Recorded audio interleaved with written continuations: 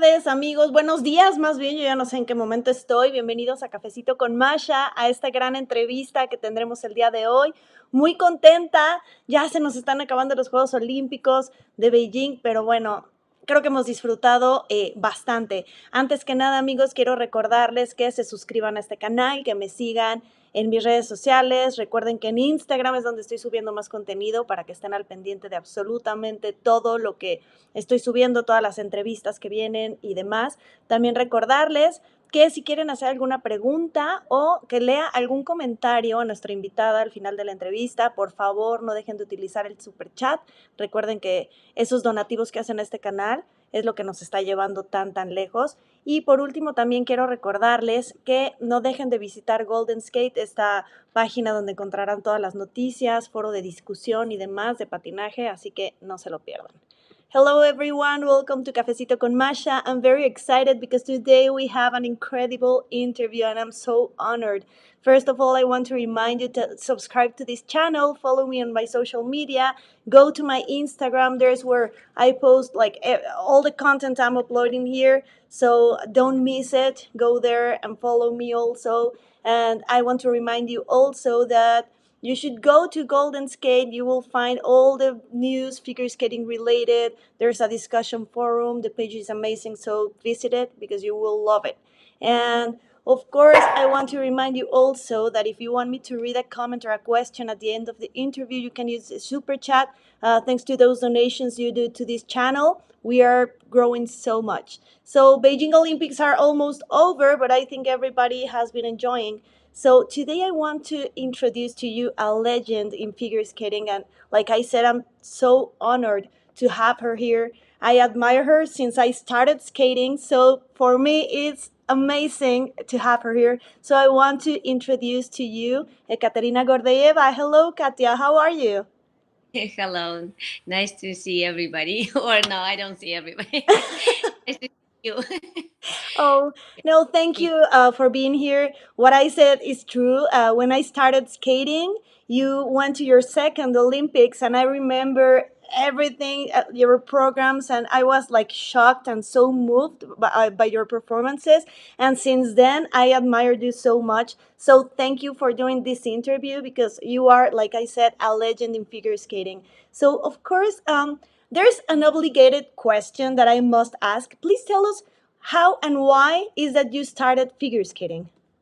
Oh, that's very easy. My parents needed to put me in some sport because I was very active.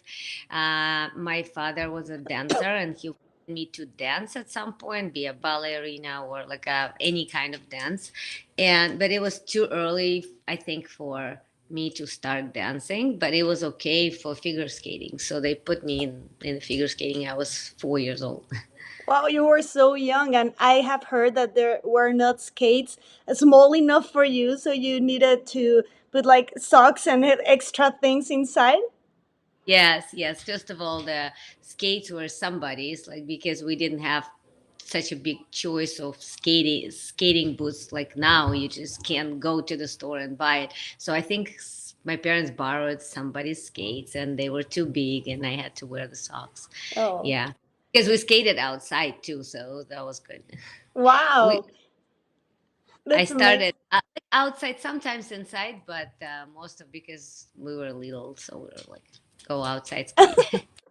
That's so cool. So at 11 years old, you were paired with Sergei Grinkov, and but it is said that he missed a lot of practices, and then your coach wanted to pair you with someone else, but you said no. So how's that story?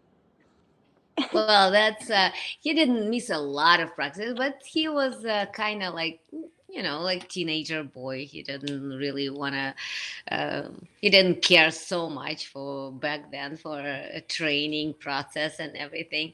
And yeah, at some point, my coach was okay. So we. Letting him go from our club because he's not dedicated enough, and we want to find you a new partner. And well, but by that time, because we probably already skated like a year or maybe even 2 years together, and I didn't want to get used to a new partner, or like I didn't want to. I really enjoyed skating with him. He was kind to me, and he was always supporting me. It was fun to skate with him. Like he was fun to be around. So I'm like, no, I'm just done. Whatever. If he's leaving, I'm leaving too. And you left, right? You went to another coach? No, we left another coach, yes, but it was in the same club, so we didn't change much for us. Okay, We switched to a different coach at that good. point, So but you, together. yeah, that was good, of course. And you won 4 golds and 1 silver at World Championships when you were so young. Do you have any idea of, like back then, did you have any idea of the epic thing you were doing back then? Or were you so focused on your thing, just skating and working, that you didn't even think about that?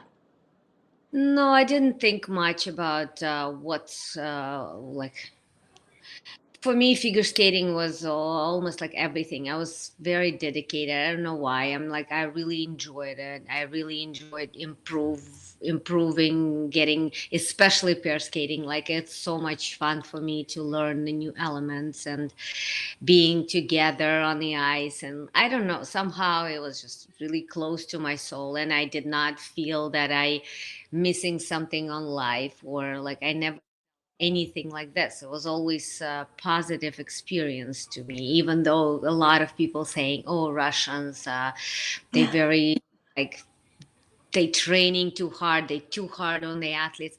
But we grew up like this, like everywhere, like in schools, we had to.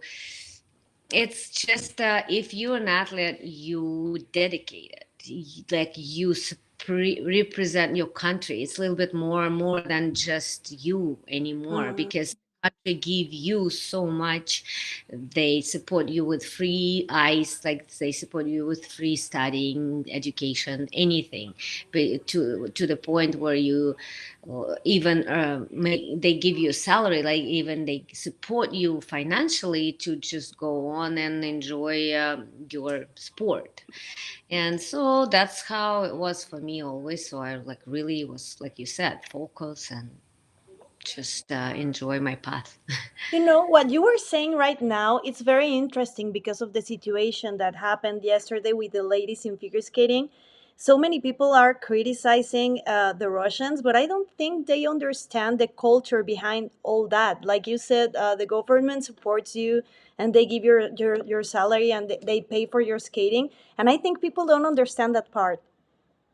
Yeah, it's pretty hard to understand. Like I grew up like this, and it took me a while to understand how different it is here. Like how uh, it's just a different approach, different system. That if you are athlete and you start getting a result, and some coaches or then federation see see in you something special, they start supporting you Mm. in everywhere. Right now, I think it's changed a little bit, so parents have to pay. Like I talked to my mom the other day, and I said, "Did you have to pay anything?" She said, "No, I never paid a penny or like kopeka." Wow. That for you, yes, because you slowly. But on the other hand, too, they coaches will let you know right away if you're not for this sport. They will tell parents, we can't have you anymore. She's not up to our standards. And it's kind of saving money and saving Hmm. time, Yeah. especially for parents, because if the child is really into a sport, he can go and try a different sport. So like not wasting time on trying in figure skating. Maybe she'll be great in speed skating, or maybe she'll be Hmm. great in hockey or something else. And coach is like straight to the point. No, she's not tiny enough for the figure skating. Then why spend time, like why spend energy, so much Hmm. energy doing it? And maybe even child will be hurt if like, oh, I'm trying so hard and nothing works. But it's just as coaches can see. Yeah, of But course. here you can't do that. Here you Yes. can't. And And that's the explanation of why there are so many great skaters that go to Olympics and win medals, because it's like they filter like everybody who is not good enough for that discipline or that sport. yes, Yeah. and I don't think it's really bad. I think it's helping. I think so too, but you know people. They criticize a lot. Yeah, like they have dreams. No, I want to be a figure skater, and especially here, parents paying so much money, paying, I don't know. I get it. So you won your first Olympics at 16 in Calgary 88. How did your first Olympics feel? I always ask this question to Olympians because I know that the first Olympics experience is different for everybody. And so many people tell me that it's kind of shocking that they don't even know they are at the Olympics, like this big competition and everything. So what can you tell us about that experience for you? Yeah, Olympic were I was 16 the first time, yes, and it was a lot of the full year was very very tough, I would say. Tough, and training was a little bit extra.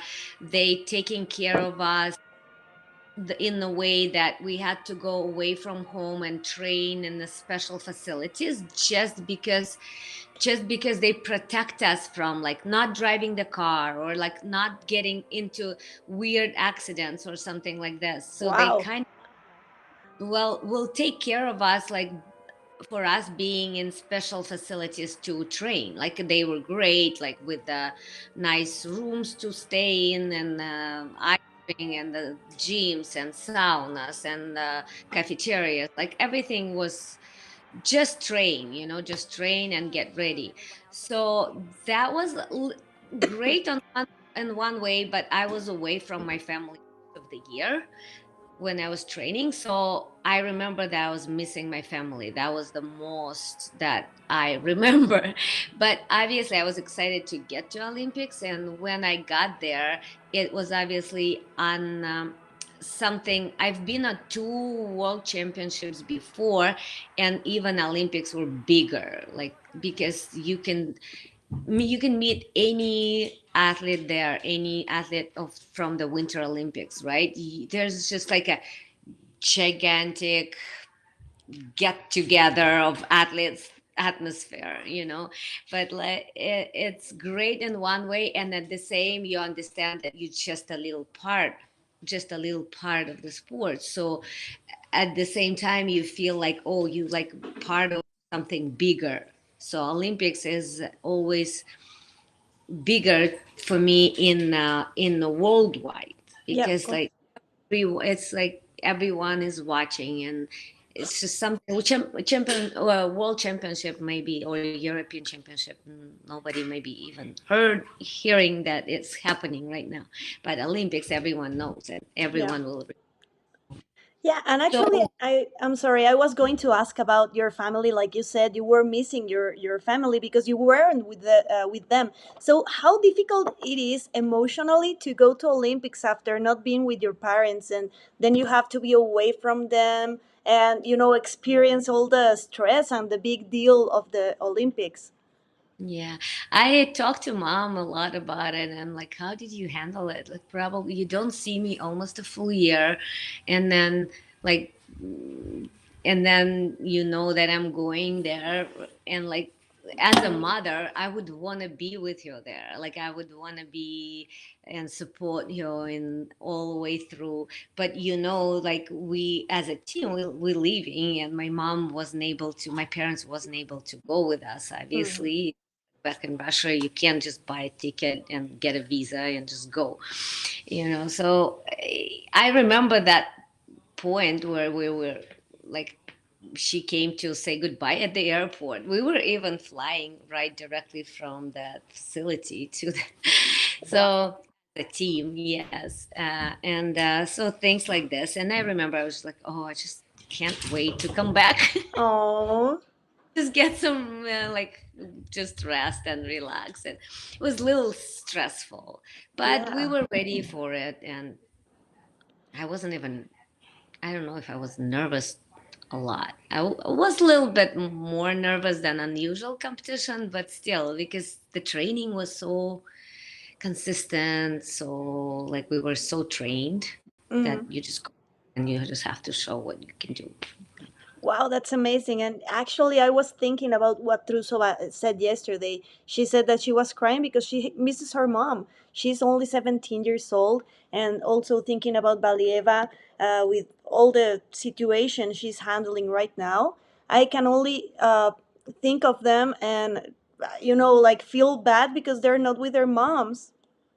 They they like I'm watching it and they seriously kids for me. It's Yeah.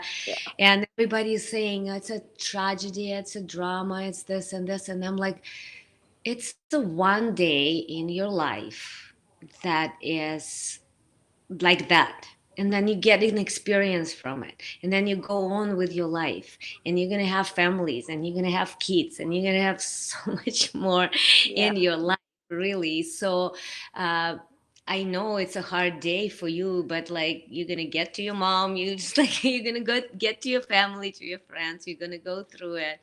And really, I just want to hug them all and I know. I felt so say bad it's fine, yesterday. it's just a figure skating. Yeah, I mean, and also, this is the life you are choosing. When you are athletes, you decide to keep there and work for this, and this is your goal, and this is your dream. So I think that maybe they cry in the moment, but actually, I mean, this is the goal they want. Hmm. Yeah, they get a lesson from it. They're gonna get experience from it, Yeah, and who wants to go on like the Sasha Trusova, who did amazing yesterday, skated clean program finally, and didn't get the gold medal. I know. And I know it's she is really disappointed, but then it's something else for her.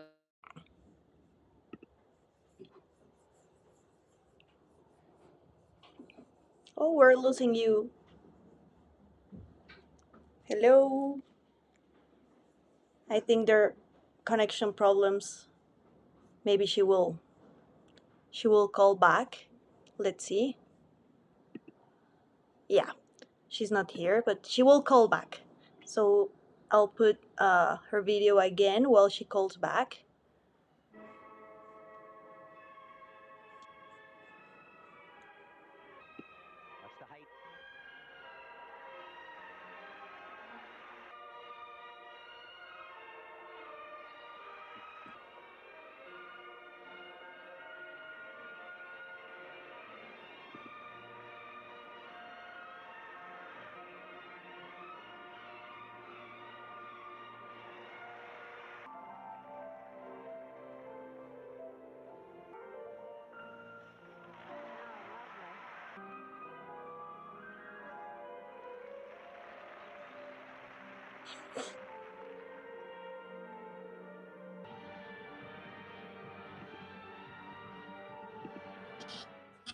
Hi. Sorry. Connection problems. Can you hear me? Yes. Good. So, so we were saying about that. It was crazy everything that happened. You were saying about Trusova that she was so upset because she didn't win the gold. Hmm. Yes, I was saying that. Yes, it is. At this moment, yesterday was not a great experience, so, but everyone will remember that as her amazing skating, as she was just skilled at five quad in a pro. So she stays in history anyway. And there that maybe there's something more for her in life, something more. She'll have your moment somewhere else, like some other competition or somewhere else. Yeah, totally. So like everything in your life makes you stronger, even the bad moments, I think. So it must happen and they will be stronger next time. So this is Absolutely. life. And Valieva, especially because she's so young. And yes, it's a very young sport. And now you have to be ready by 16 years old, to, like be ready to win, to fight for the gold medals. But still, I think if she won, like look at you, he was time champion, and Yeah, he goes for another one. He's trying to squat still, and it's something more. If you really love sport, much more. Like you know how they say it's like not about the destination, but about the journey, and they exactly. so much more experience, so much emotion. Like they feel up, they feel up their heart, they feel up their soul so much. Yeah, I get it. I totally get it, and I agree with you. So we are having a little bit of problems with your audio. We hear Yeah, you like I don't know, it's double. cutting. I don't know what else on mute myself. Do you want to recap? Yeah, I think so because it's like cutting the audio. What do you If you what do you can call back again.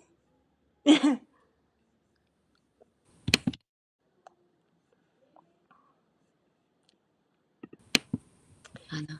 So So like leave the guys, page or something? let me see.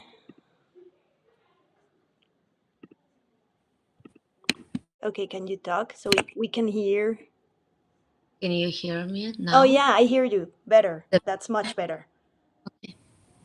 So, well, after Calgary, sometime after you married Sergey, you became a professional skater. So many people right now don't know what the professional skating is, but like back then in the time, you were able to compete in professional or in amateur. So you Yeah. became professional skaters.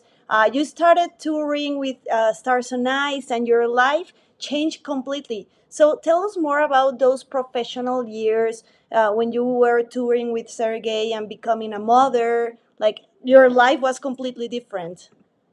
Yes, in 1990, we decided that we don't want to train anymore and be like really compete anymore. And so then we there was a lot available to do some performances, some shows. Actually, Tatiana Tarasova was the first one who invited us to be a part of her shows, and we traveled with her show a little bit, like in South Africa, I Wow. think we were. Yeah, like several places, Spain, some several places, and then we were invited to Stars on Ice, and we did maybe like 60 or 70 shows. That's a Uh, lot. Stars on It was very different compared to our usual training process, and Mm, all the same routine, keep training. At some point you feel like, oh, I can't do anything anymore with my body, like I'm done. I'm like, I don't know what else to learn. And then all of a sudden you open up your professional career, where you not judged by the jumps or mm, anything else.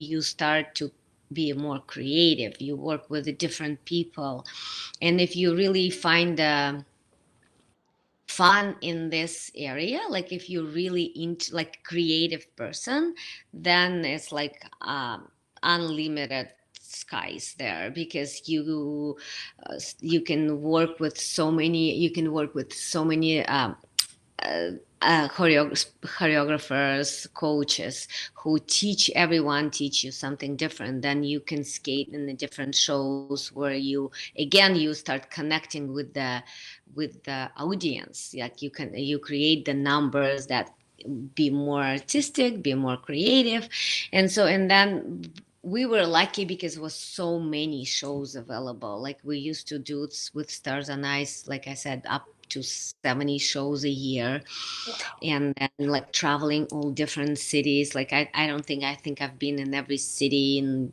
United States. Like I've been in less cities in Russia than I've been in the United States, seriously.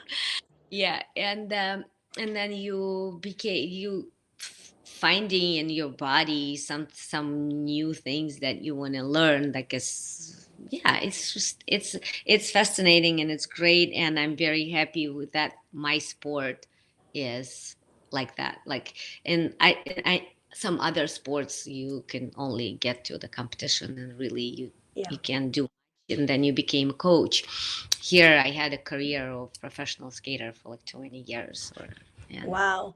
And okay, so it's not usual to see in figure skating that the skaters become mothers and then keep skating, and that was your story, and I think that's incredible because it should be like that, to yeah. enjoy after giving birth and everything. So how was it for you to give birth, become a mother? Your life is completely different, but then you go back to doing shows with your family. I think that's beautiful. Yes, it is beautiful. And like we talked earlier, this figure skating became a little bit more and more tougher on the bodies, on the woman bodies, and and I think it's still possible in pair skating or dance, but I don't think it's possible in single skating anymore with the demand of quad jumps and everything. So I think I was in a right moment, I would say. So, and I my hero Irina Radnina, she had a baby and then she came back and she was three-time Olympic champion. So she was just continue with your career, like with your sport after she had a baby. So it was kind of, I don't know, I felt stronger, and I had my first daughter young. I was Yeah. still too very young, so I think that's why. And yeah, I have my younger daughter right now, and she's 20, and she feels stronger than ever. Like she's Yeah. feeling stronger than when she was 16, which is has something in that. So you know, like you can continue if you really dedicate yourself to a sport. I agree with you in that. Sometimes the female body feels more mature and stronger in your 20s than when you're a teenager. I agree with Yeah. you. But Yeah, you you also, agree with your body. You yeah, kind of grow into your body, so you understand exactly. what you. Yeah, and like your thinking and your way of seeing the life and the sport is so different and so mature. And I remember you recovered so fast and you were skating with your little Daria, and it was beautiful to watch. But then, of course, back then, when you were a professional skater, you were not able to compete in amateur sport. But then there was a change in the ISU, and they had this new rule that allowed professional skaters to qualify for Olympics. So you and Sergey decided to go for it again. Yeah, yes, I think we were actually a part of those. The letter, I think, who started first was Baitano, or Baitano, maybe Torville and Dean. So it was a bunch of skaters who decided to write a letter to ISU and ask for us to come back, even though we were retired. Wow. So it was Brian Baitana, Katarina Witt, Jane Torville, Christopher Dean, Victor Petrenko came back as well. Um, that's all who I remember. Tried again to compete because they felt that they can still go on and try competing. So we were part of that skaters, part of Wow, that that's bike. amazing. It was like the That's how golden they, era. yes. And also we were lucky because they switched from every 4 years Mm, Olympic switched to 2 years. So it was a 92 and then next one was 94. exactly. So, how was that second experience for you? I mean, completely different from Calgary. In Calgary, you were a girl. You were so tiny and so young. And in Lillehammer, you were married. You were a woman with your baby, and you were so much stronger. And it shows that you were so more mature. So, how did you enjoy that second Olympics? Yeah, like second Olympics, I really in 92 I was feeling that, oh, I think I'm still missing it. I think I still want to go and try to compete again. Like I had something in me more, and that's why we decided. That's why I was thinking, okay, I feel pretty strong, so I feel that I can do it. And that's how we decided. So sorry, I'm watching, so a little bit distracted. Uh, uh, what I wanted to say, yes, mentally, especially, like mentally, you more prepare for it. Like I went and I thought, okay, I want to remember every moment, because when I was 16, I just kind of like, like took it too easy for me. It was everything. Here was a little bit more difficult with the training and process and nerves, I would say, a little bit more, because we were trying to get to the medal. Like we were really wanted to win, or like we really wanted to be on the pedestal.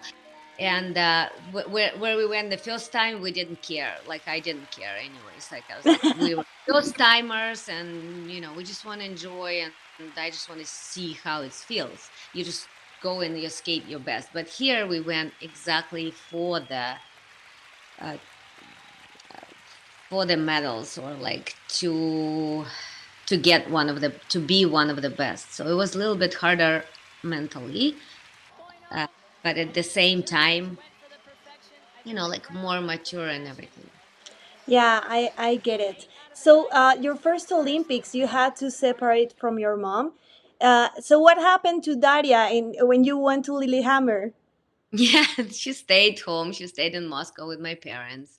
Yeah, my mom stopped working because we had to, like, she gave up basically her career for us, and for Daria. And yeah, she said, okay, I'm gonna support you guys, and just you go train, we can see what you're doing. And they stayed in our apartment and just watched Oh, skating on TV.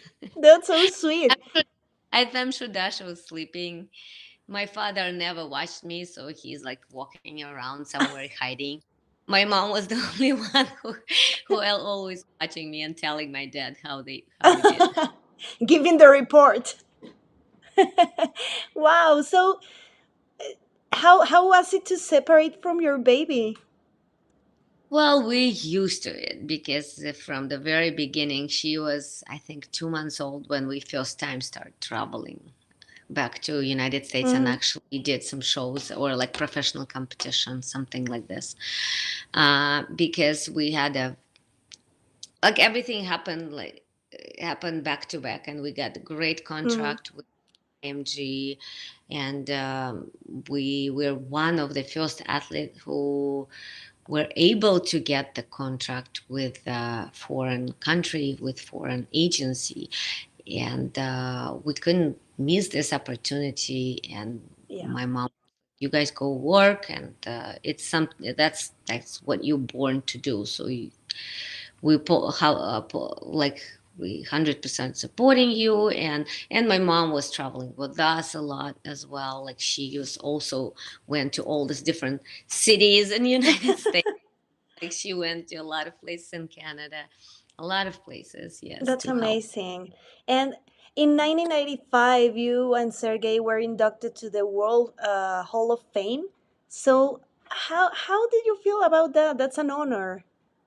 It is an honor, yes, but again, there's something changes when you became to have a family and everything.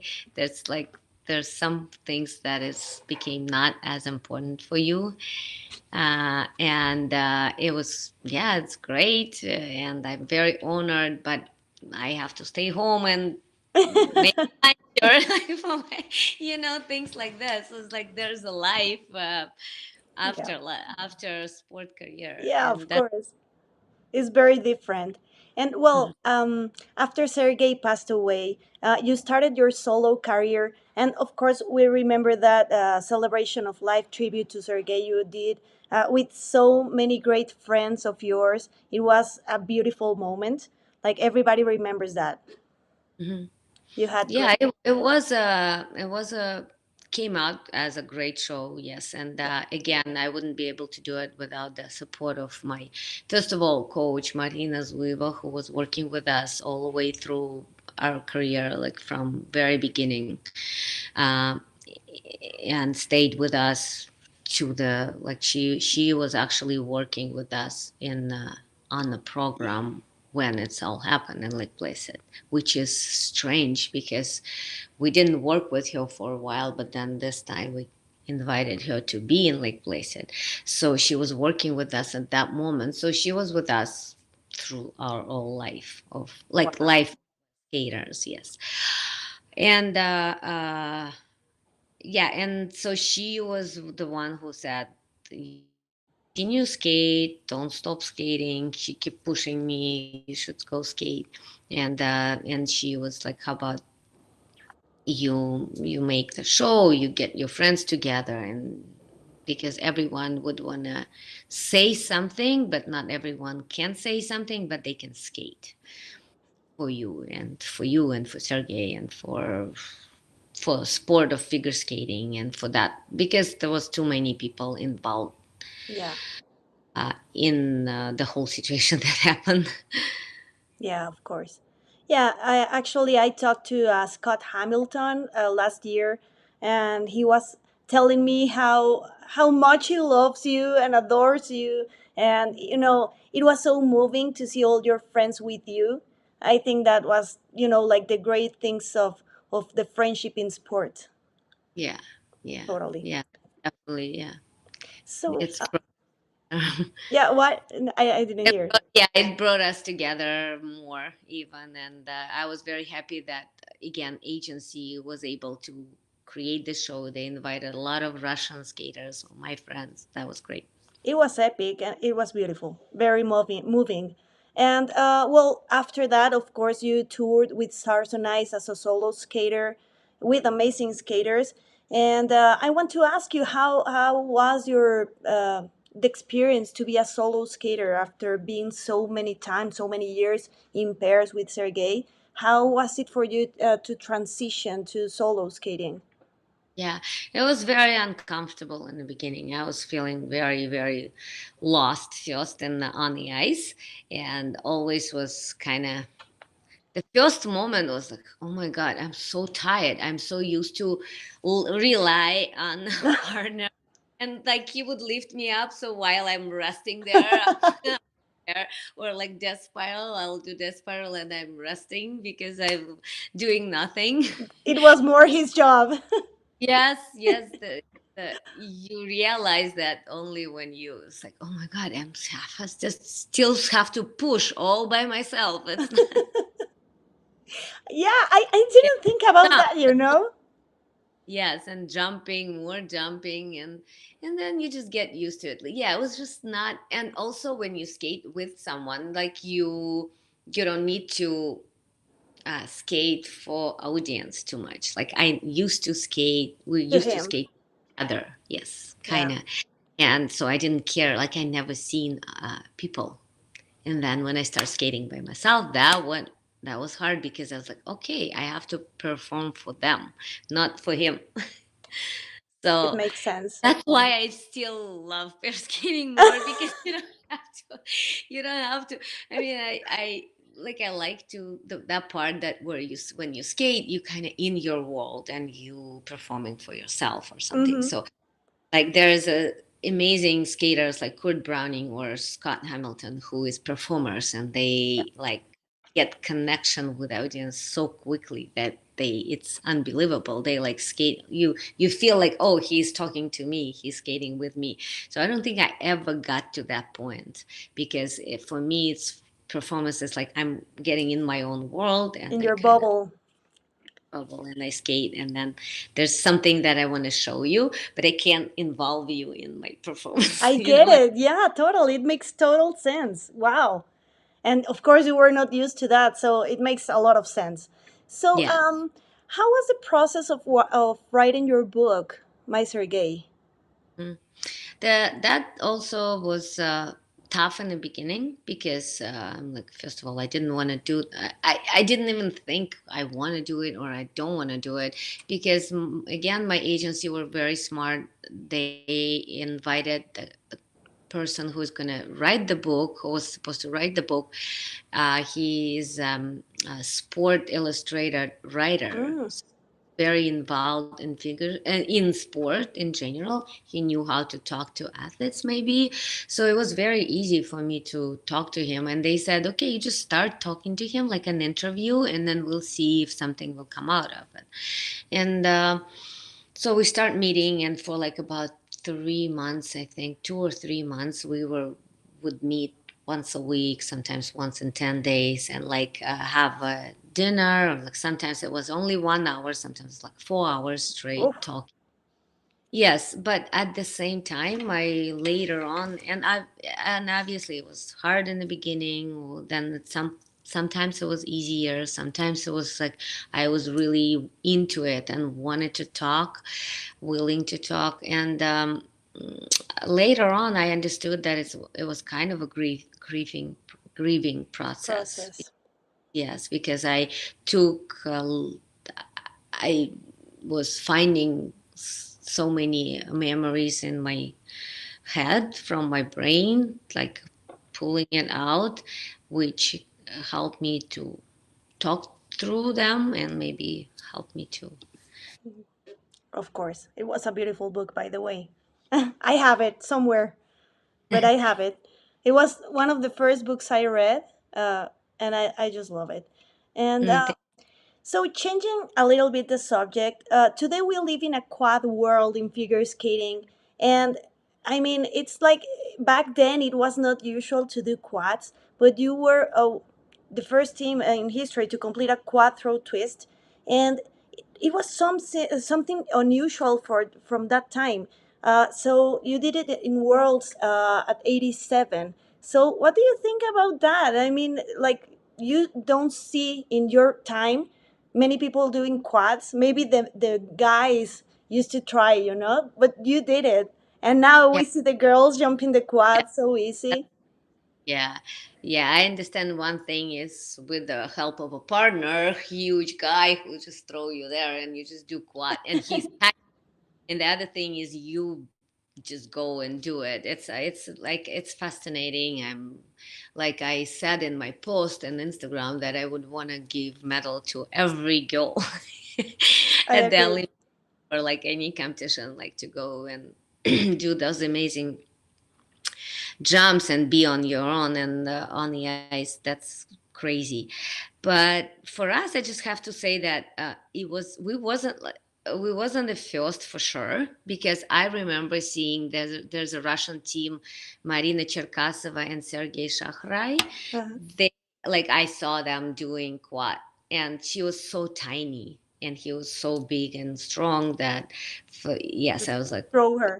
unbelievable. Yes, it was unbelievable. And then our coach, it was just like kind of like, oh, we should try, and we did it and learned how to do it. And then was an era when we a lot of skaters tried triple axel, Mm-hmm. the triple axel throw. Mm-hmm.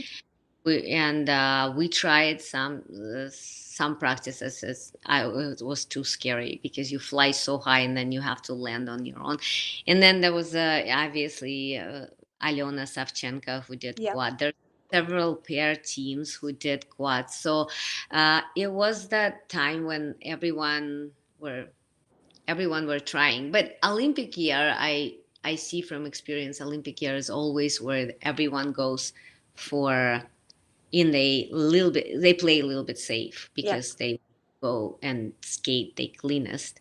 And quads, it's something especially for pair skaters, is something that is not necessary, maybe not going to be as beneficial for the program It's as very risky. it's very risky. There's no point to risk. So today we saw the pairs at short program in Beijing, and I would like to hear your opinions. We were talking a little bit about that before. So what do you think about what we saw in the short program? The the thing is that I didn't see many. I only saw Canadian Uh, team. not Radford, Eric Radford. Oh, Kristen Moore Towers and Michael Yeah, Marinaro. the other one, and they were very good for the short program. But I also were able to watch Suhan, and they were great. They were great. I haven't seen them much for the last 2 years. They didn't compete too much, maybe like last world championship, and that's it. So I didn't know what to expect, but they were as amazing as usually. I had a chance to work with them 2 years ago. They came to California, and me and my now husband, David Peltier, we worked with them, and they such amazing kids. They work. I mean, people, skaters. They always fun, always positive. They so tiny. The partner is Really? she is so tiny. She's smaller, like she's shorter than me. Oh my And God. she's not very tall, but the way they skate, they fill up the ice, and they look like they huge. They fill up the ice. They do the amazing huge elements. Somehow the connection between them is amazing, and I can tell that the programs they have that style that is very unusual for pair Yes, skaters. I agree. I love them. I mean, since I watched them on Pyeongchang, they placed second, and they were so close to Aliona and Bruno. They were so good. I mean, they of course are the favorites for Beijing, For but this. also Tarasova and Morozov did such a beautiful short program. Maybe you didn't have the time to watch Yeah, them. I'll watch them. Oh my Yeah. God, I love them also. And they in Pyeongchang they were also close, but I remember that in the free skate they had a fall or something like that, and they placed fourth. So they are also fighting.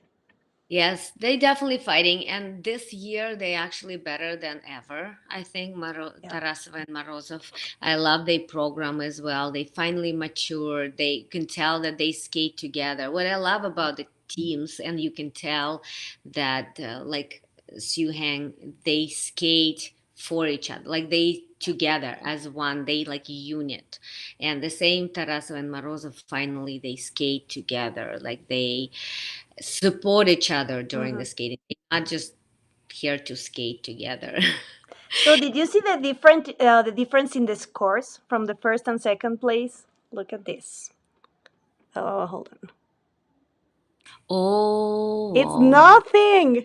I think they skated very well then. Yeah. I Yeah. I can't wait to watch. I think it was at 5 in the morning here Yeah, when it they. was pretty early. I'm sleeping now. Uh, Yeah, it's but so close.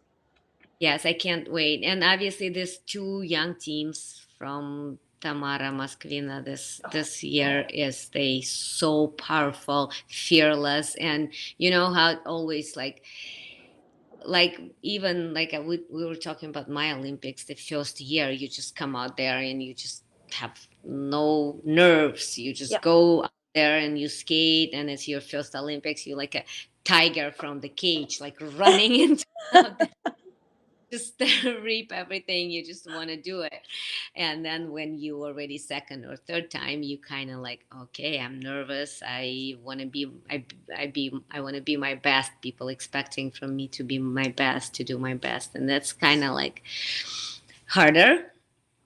So we'll see. So I'm very excited to watch tonight short program, and then tomorrow long program. It will be amazing, and especially because I know Tarasov and Morozov personally. I watched some of their training process, and especially I watched. I mean, I was helping both of Chinese at some point in my training. I mean, in my coaching career, which is also very special. I just have to even say one story that at some point, the second Chinese team, the Peng um, Cheng and I don't yeah, remember. Yeah. yeah, uh, they wanted. to separate them. And I was talking to a coach, like, can we?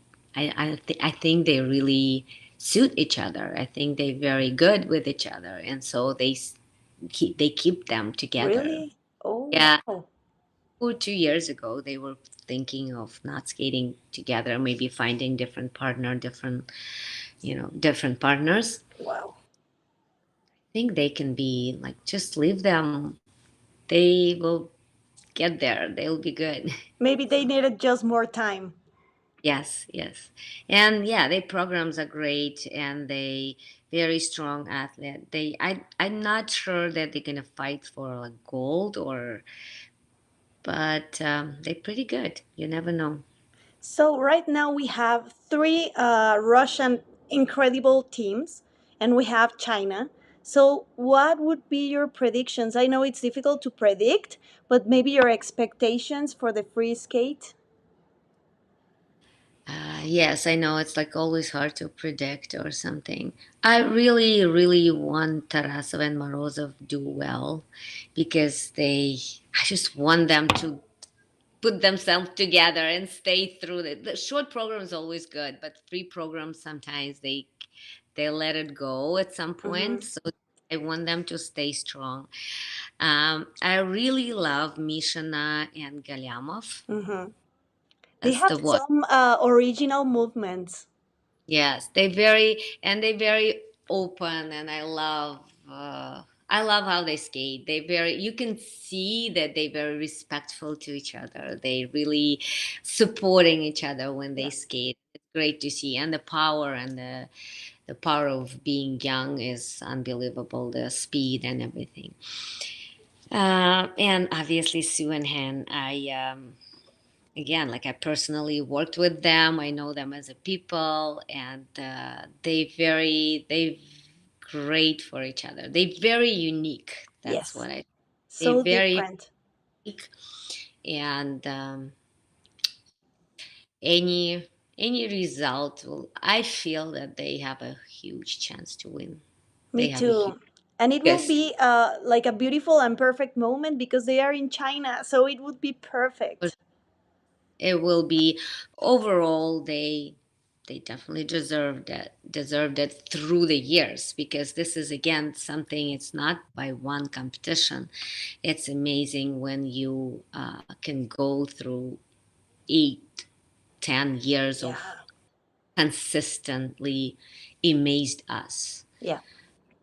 um, yeah, the uniqueness is definitely a gold.